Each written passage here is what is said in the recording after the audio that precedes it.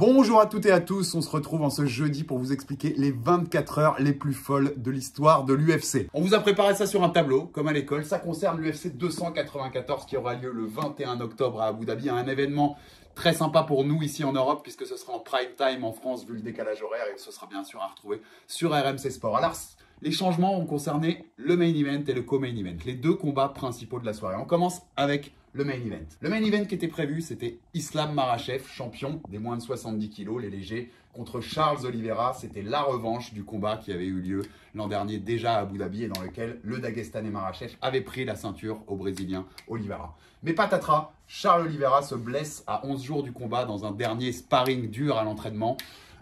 Il se blesse à l'œil, à l'arcade, une grosse entaille qui fait qu'il est forfait pour ce combat du 21 octobre à l'UFC 294. Résultat, l'UFC doit trouver un remplaçant. Alors on a appris qu'ils avaient contacté des gens comme Justin Gaethje, Dustin Poirier, mais leur choix c'est porté sur celui qui a dit oui dès le premier coup de fil, selon Dana White, le patron de l'UFC, et ce sera donc, le remplaçant d'Oliveira sera Alexander Volkanovski, le champion des moins de 66 kg, qui prendra lui aussi sa revanche sur Islam Makhachev, puisque ce combat avait eu lieu, vous vous en souvenez, en février à Perth, en Australie, dans le pays de Alexander Volkanovski. C'était une victoire d'Islam Makhachev par décision.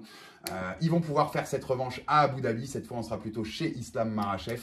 Alors, Alexander Volkanovski prend ce combat à 10 jours de l'événement, mais on sait que c'est quelqu'un qui s'entraîne toute l'année, donc qui sera prêt. La seule chose qui peut inquiéter un peu, c'est qu'il s'est fait opérer à la main après son combat contre Yair Rodriguez pour défendre sa ceinture des moins de 66. C'était en juillet à Las Vegas. Donc dans quel état de préparation il pourra arriver, c'est la grande interrogation. Mais quand on connaît Volkanovski, on sait que de toute façon, ce sera un combat fabuleux et qui opposera deux des trois meilleurs de l'UFC, toutes catégories confondues. Ce nouveau main event, Makhachev-Volkanovski 2, sera bien sûr pour la ceinture des moins de 70 kg de Islam Makhachev, comme avait été le premier. Et imaginez la dinguerie si Alex Volkanovski réussit à prendre cette ceinture. Il deviendrait le 5e Chem de l'histoire de l'UFC, c'est-à-dire champion dans deux catégories en même temps, et il l'aurait fait en prenant le combat à moins de 10 jours de l'événement. Ce serait une dinguerie totale. Il y a deux conséquences aussi pour deux autres combattants de ce changement de main event. Le premier, c'est Mateusz Gamrot. Alors Mateusz Gamrot, c'est un des meilleurs moins de 70 kg de la planète, et il était le remplaçant officiel du combat Makhachev-Oliveira. Donc c'est lui qui aurait dû avoir, selon toute logique, ce combat pour le titre contre Islam Makhachev une fois qu'il y a eu le forfait de Charles Oliveira. Mais l'UFC, qui est une société privée à but lucratif, a sans doute bien compris qu'une opposition Makhachev-Volkanovski était plus vendeuse qu'une opposition Makhachev-Gamrot. Donc Gamrot, qui avait même tweeté il y a quelques jours « Rendez-vous à tous à Abu Dhabi », il sera peut-être à Abu Dhabi, mais il sera encore remplaçant si c'est le cas, et il ne sera pas titulaire, entre guillemets, pour ce combat pour le titre. Et la deuxième personne sur laquelle il y a une possible conséquence, c'est Ilia Topuria. Ilia Topuria, c'est le prochain challenger de Alexander Volkanovski pour la ceinture des moins de 66 kg. Il devait s'affronter, selon la rumeur, en janvier à Toronto pour l'UFC 297. Alex Volkanovski a déjà dit que c'est pas grave qu'il prenne ce combat contre Makhachev, il sera là en janvier, et quand on le connaît, on peut croire la parole de Volkanovski.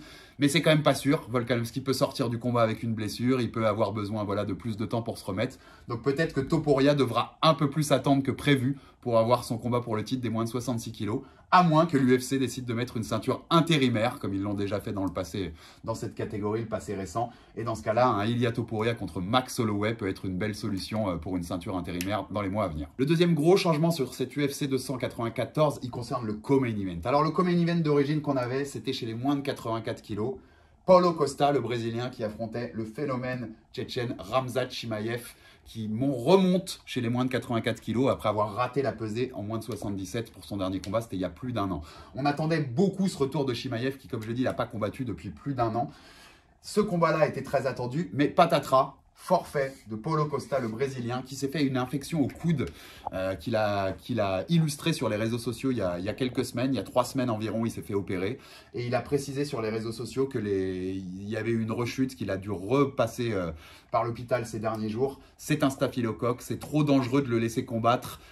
Donc les médecins de l'UFC lui ont dit « tu dois être forfait pour ce combat-là ». L'UFC a donc dû trouver un remplaçant en dernière minute à 10 jours de l'événement pour affronter Khamzat Chimaev. Et je crois qu'il ne pouvait pas trouver meilleur remplaçant pour mettre une hype sur ce co-main event, puisque à la place de Paulo Costa, on aura Kamaru Usman. Kamaru Usman, si vous suivez l'UFC, vous êtes obligé de savoir qui c'est. C'est l'ancien champion des moins de 77 kilos, les welter, qui a été détrôné par le Britannique Leon Edwards.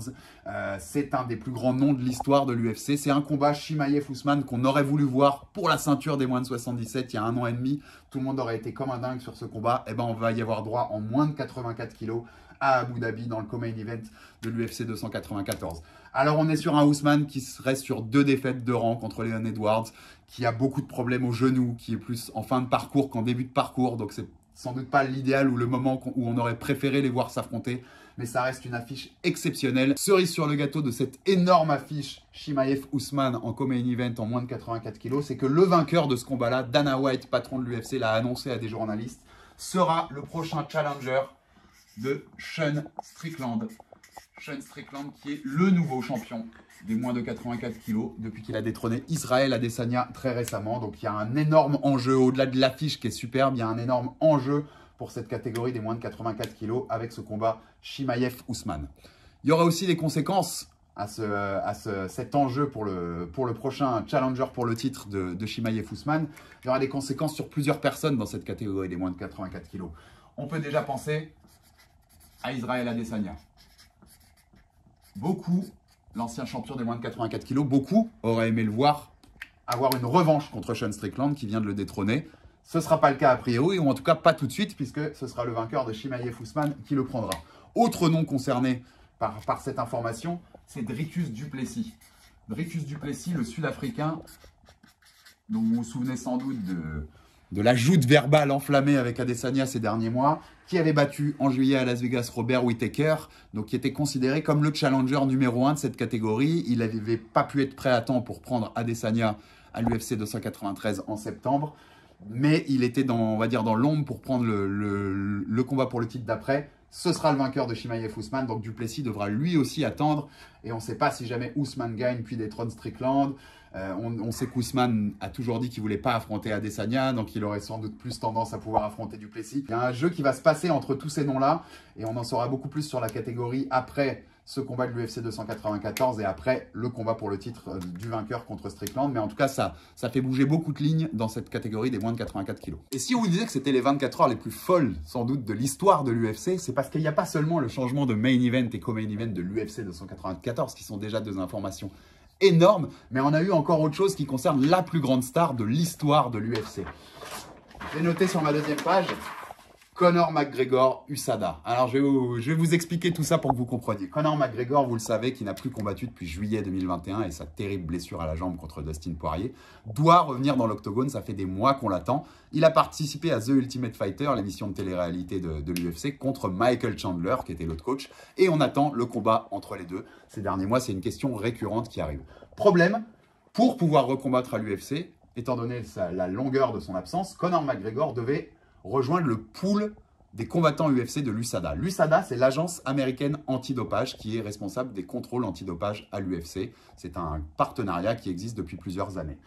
Pour pouvoir combattre à l'UFC, il faut être donc depuis 6 mois dans le pool des athlètes testés et rendre au moins 2 tests négatifs dans cette période de 6 mois. Conor McGregor n'y étant plus, on attendait son retour dans le pool pour pouvoir imaginer son retour dans la cage 6 mois plus tard. Conor l'a officialisé depuis le 9 octobre, donc ces derniers jours, il a rejoint le pool de l'USADA.